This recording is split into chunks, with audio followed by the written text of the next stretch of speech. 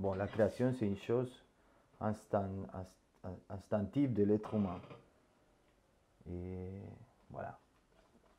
Je pense que oui, toutes les choses qu'on fait, ça part d'un envie de créer choses nouvelles, de créer actions nouvelles, de créer sensations à les autres nouveaux. Et après, moi, comme créateur, ce que j'ai fait, c'est essayer de jour à jour, d'être conscient de comment je travaille ou comment je me relationne avec ma création, ma propre création, voilà, comme peintre, comme sculpteur, comme, comme un migrant ici, dans une culture. Voilà. J'essaie comment survivre ici, voilà, à Paris, avec les rythmes de la ville. Par exemple, au niveau de la création, c'est déjà pas seulement ici, sous la toile, ou sous la sculpture, sous les morceaux de bois que tu rentres détaillés. Sinon, c'est la façon comment tu fais en logistique pour pouvoir développer ton travail. Ça veut dire comment ce tableau à la fin, ça sera exposé on va dire, dans un musée ou dans un espace d'exposition, dans une galerie. Comment j'ai fait pour que tout ce matériau à la fin, ça arrive, on va dire, à la galerie, à l'espace d'exposition.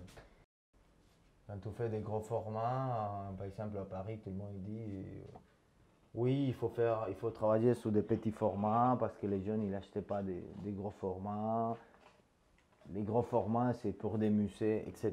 Je pense qu'ici en France, il n'y a pas un public au niveau de la peinture des gros formats, de la peinture géante, immense.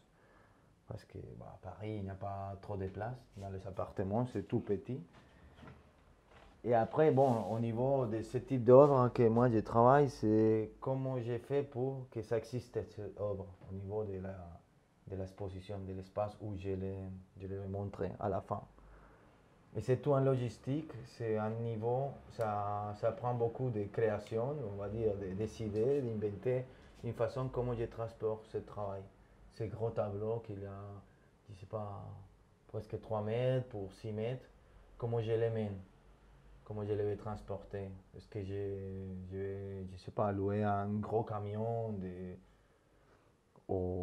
voilà, je cherche la façon de les mener en vélo, c'est un exemple. Et comment j'ai fait cette logistique? Et pour moi, la création, ça rentre.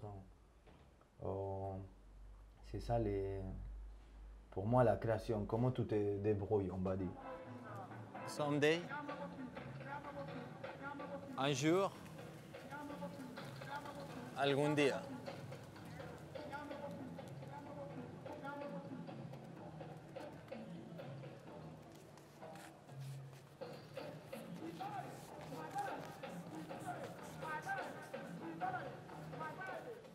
C'est pour ça que j'ai dit que la création, c'est pas seulement ici, dans les moments d'être dans ton atelier, travailler, mélanger des couleurs, des matières, machin, mais après, la création, c'est jour à jour qu'il faut l'utiliser. Voilà. Par exemple, j'ai un vélo et j'ai dit, bon, comment j'ai fait pour déplacer ces gros tableaux?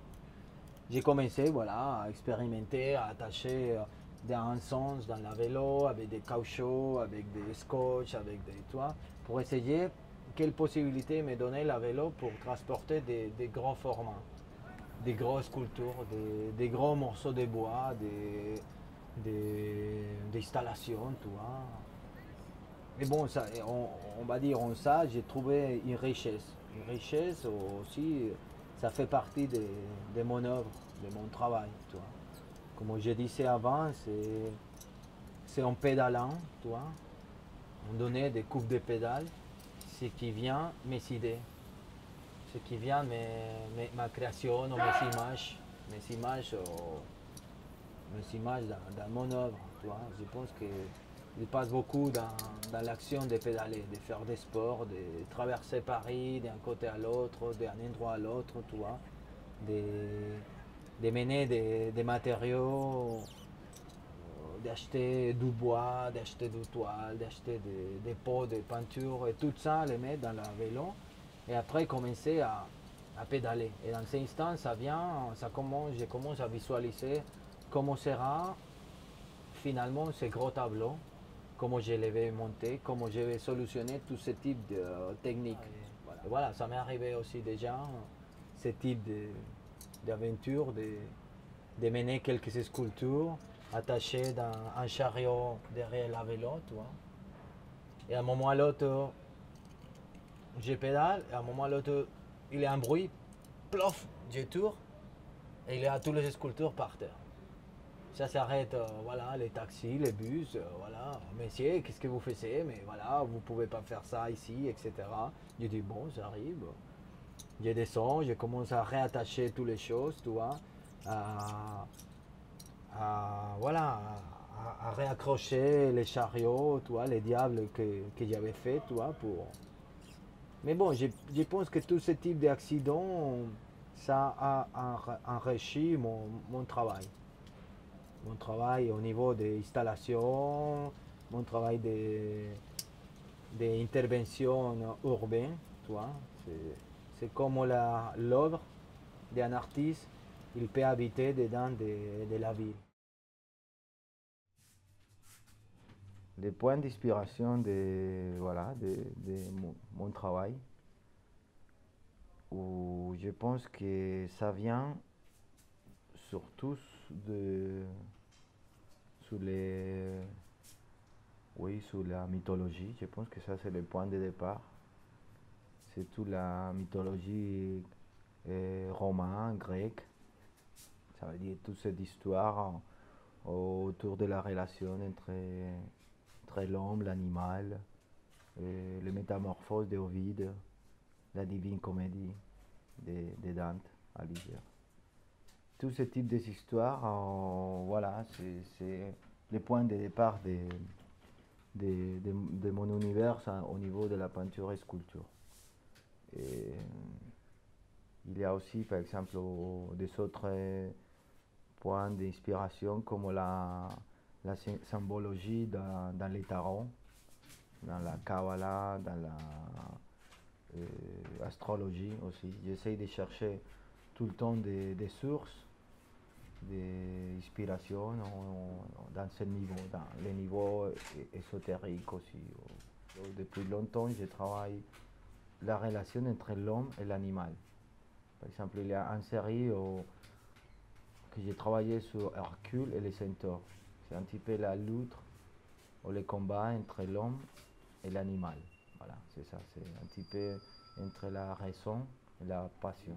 J'essaye de faire une espèce de fusion, de collage entre la fantaisie, la réalité et le côté symbolique, on va dire, la mythologie. J'essaye de fusionner ces trois éléments voilà, pour les transformer dans ma création. Ça part d'une série que j'ai commencé il y a un petit peu il y a 2 années, et c'est sur Pygmalion. C'était un sculpteur qui commençait à tailler une femme, tu vois, dans les marbres, voilà, c'était la femme de ses rêves. Et d'un moment à l'autre, le mec, il passe le temps et il tombe amoureux de son sculpture, de sa sculpture. Et à partir de cette mythologie, de cette histoire, tu vois, il y a plein d'histoires dans l'histoire de la littérature, tu vois. Il y a Pinocchio, tu vois, le plus connu, qui sort comment les créateurs, ils croient un personnage un petit peu à sa mesure. Et à partir de ça, j'ai pris, on va dire, les côtés sous la mensonge de Pinocchio, que c'est la représentation de les longs nez, tu vois, très, très allongés, tu vois. Dans ce tableau, ça apparaît, voilà, les radeaux de la Méduse, que tu vois, c'est tous les personnages qui sont tombés dans l'eau, dans la mer. Et c'est une réflexion sur la mensonge. C'est quoi qu'aujourd'hui c'est la mensonge voilà, pour nous, tu vois, dans cette société, à Paris, en France, en Europe, dans le monde, en Colombie, tu vois. C'est vrai que toutes les choses qui nous rencontrent les jeunes, tu vois, les médias, tu vois, la télé, la radio, etc., c'est vrai ou il y a quelque chose caché, tu vois. Et c'est une réflexion sur ça, tu vois. Je veux dire que ce scénario, tu vois, ce tableau, tu vois, que c'est connu dans les musées des Louvre et tout ça, je les mets en question.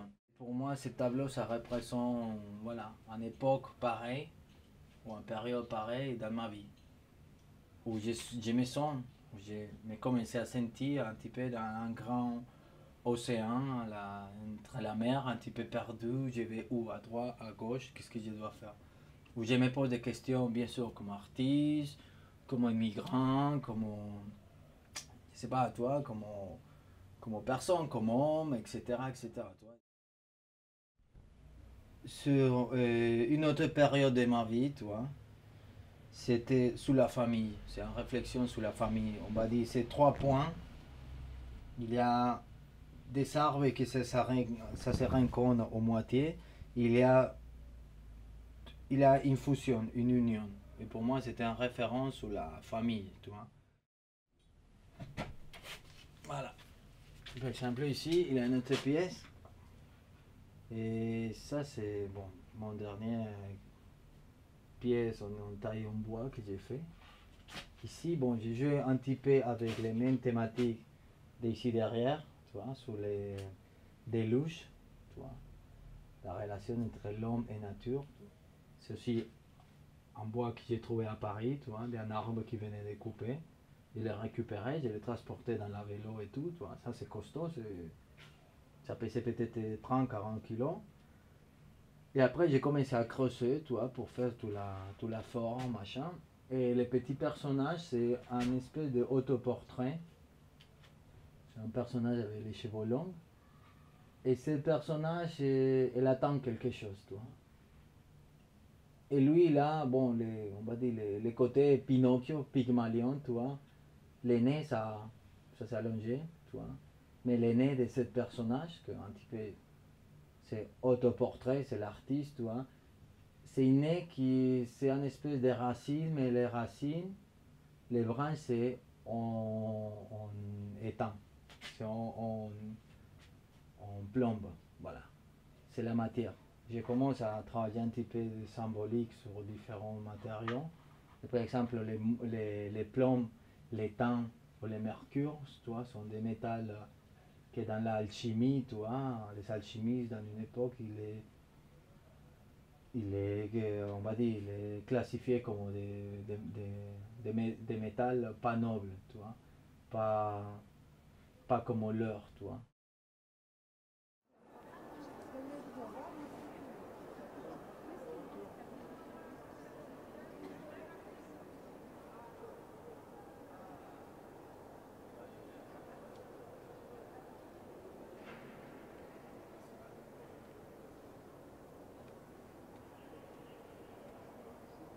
Et on est en Grand Palais, et voilà, mois de novembre 2015, et on est dans l'exposition Art en Capitale.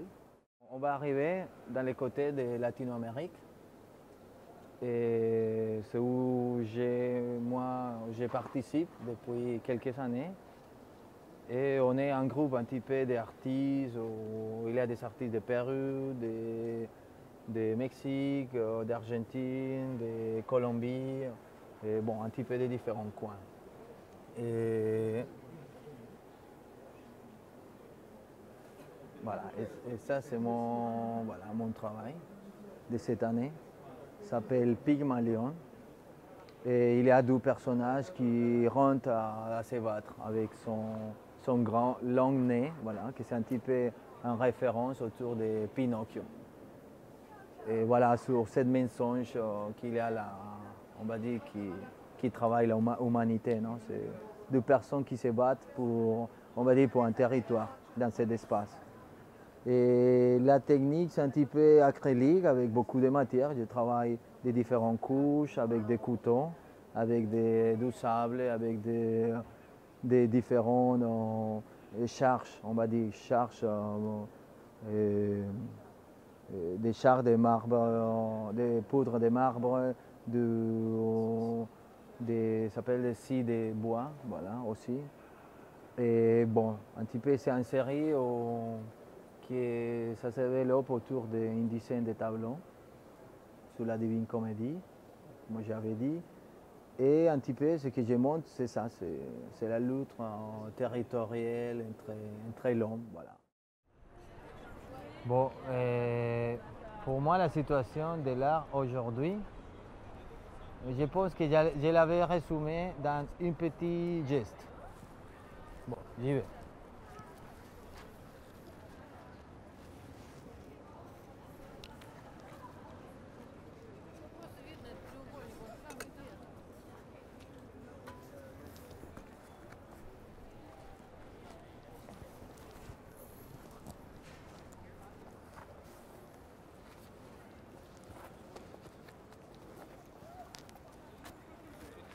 Bon, je ne sais pas si ça a marché, mais...